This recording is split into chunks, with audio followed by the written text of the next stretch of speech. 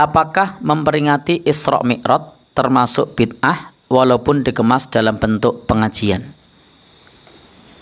Yang kedua, apakah mengadakan kegiatan yasinan atau membaca yasin bersama-sama tiap malam Jumat dibolehkan?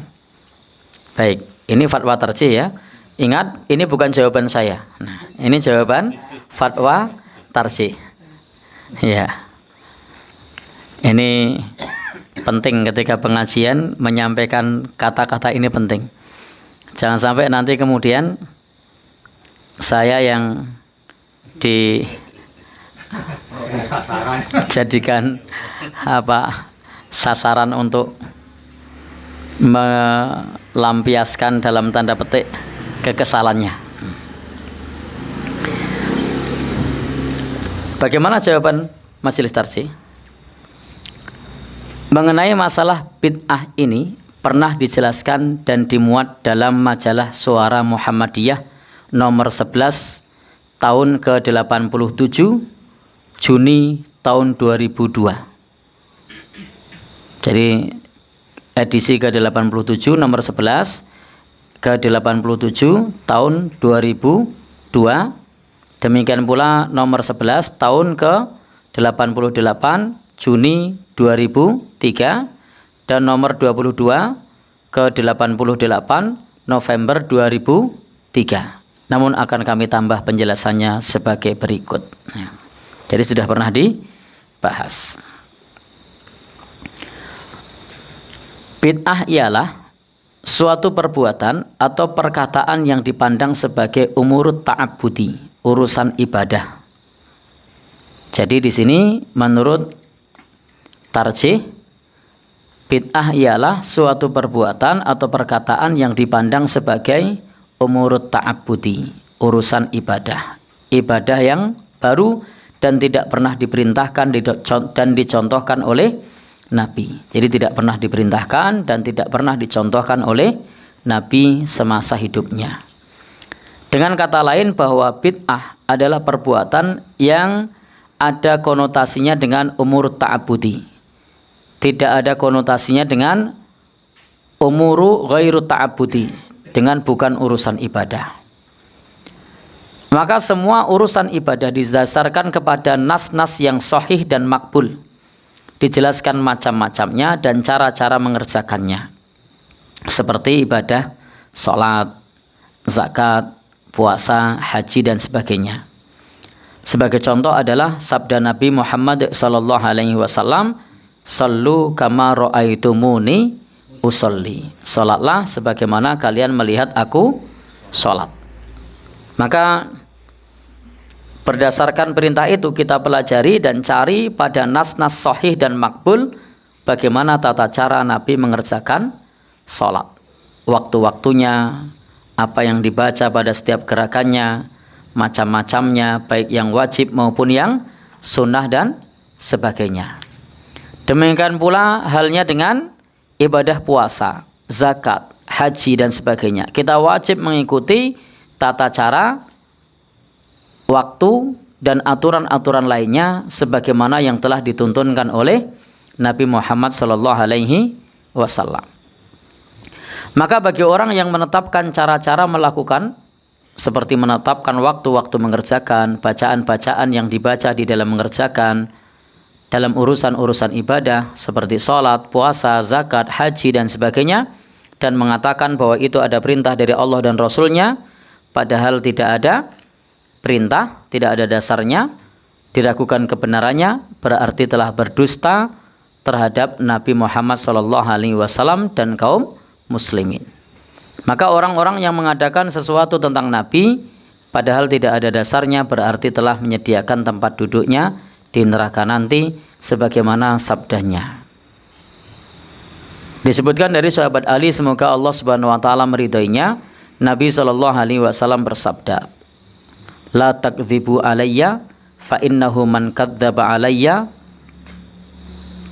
falyalijin nar." Maka di sini disebutkan bahwasanya diriwayatkan dari sahabat Ali bahwasanya ia berkata, Nabi SAW bersabda, jangan kamu berdusta atas namaku. Barang siapa yang berdusta atas namaku, tentulah ia masuk ke dalam neraka. Jadi di sini disebutkan masuk ke dalam neraka. Dalam riwayat yang lain, man kadzdzaba alayya muta'ammidan falyatabawwa maq'adahu minan nar. Barang siapa yang berdusta atas namaku dengan sengaja, maka hendaknya carilah tempat duduknya di neraka. Ini hadisnya muttafaq alaih. Jadi ini hadisnya muttafaq alaih. Yang dimaksud dengan kalimat man kadzdzaba, alayya ialah seseorang yang mengatakan sesuatu adalah urusan ibadah dan berasal atau berdasarkan perkataan, perbuatan atau persetujuan Nabi, padahal yang sebenarnya Rasulullah tidak pernah mengatakan, melakukan. Rasulullah tidak pernah menyetujui. Urusan seperti ini adalah semacam bid'ah dan diancam oleh Rasulullah Shallallahu Alaihi Wasallam dengan azab neraka, karena mereka telah berdusta kepada Allah dan Rasulnya serta kaum muslimin. Akan lebih besar lagi dosanya jika kedustaan mereka diamalkan oleh kaum muslimin yang tidak tahu sama sekali tentang hal tersebut.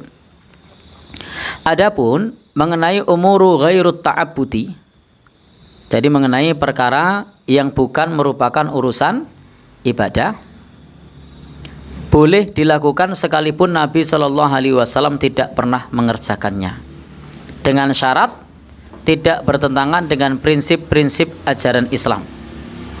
Sehubungan dengan hal itu, kegiatan Isra dan Mi'raj ialah termasuk kegiatan yang dilakukan umat Islam setelah Rasulullah meninggal dunia, dengan arti bahwa pada zaman Rasulullah Shallallahu Alaihi Wasallam belum ada kegiatan Isra Mi'raj.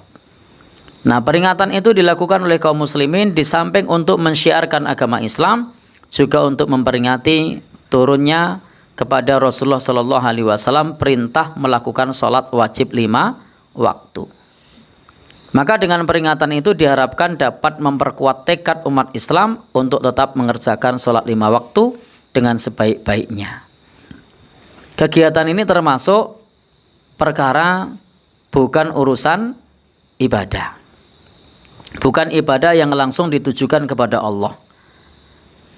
Karena itu boleh dilakukan, bahkan dipandang sebagai suatu kegiatan yang bernilai ibadah. Jadi dia bukan ibadah secara ritual, tapi dia bernilai ibadah. Jika kegiatan itu menambah syiar agama Islam dan tidak bertentangan dengan prinsip-prinsip agama Islam.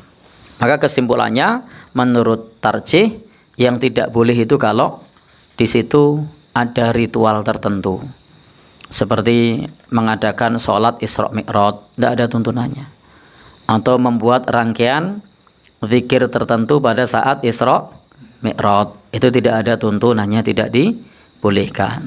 Tapi kalau kemudian di situ mengadakan pengajian untuk mengingat kembali bagaimana wahyu diturunkan, untuk mengingatkan kembali bahwa sholat itu hukumnya wajib, itu tidak mengapa.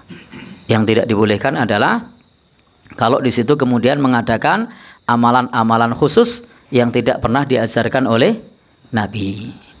Maka di sini di Muhammadiyah tadi kita sudah membedakan yang pertama adalah umur ta'abudi. Dalam urusan ibadah maka harus ada dasarnya, seperti puasa, zikir, sholat, itu harus ada dasarnya. Tetapi ketika yang terkait dengan muamalah, terkait dengan perkara-perkara yang di situ yang sifatnya adalah mubah, maka di situ silahkan selama tidak menyangkut wilayah ritual.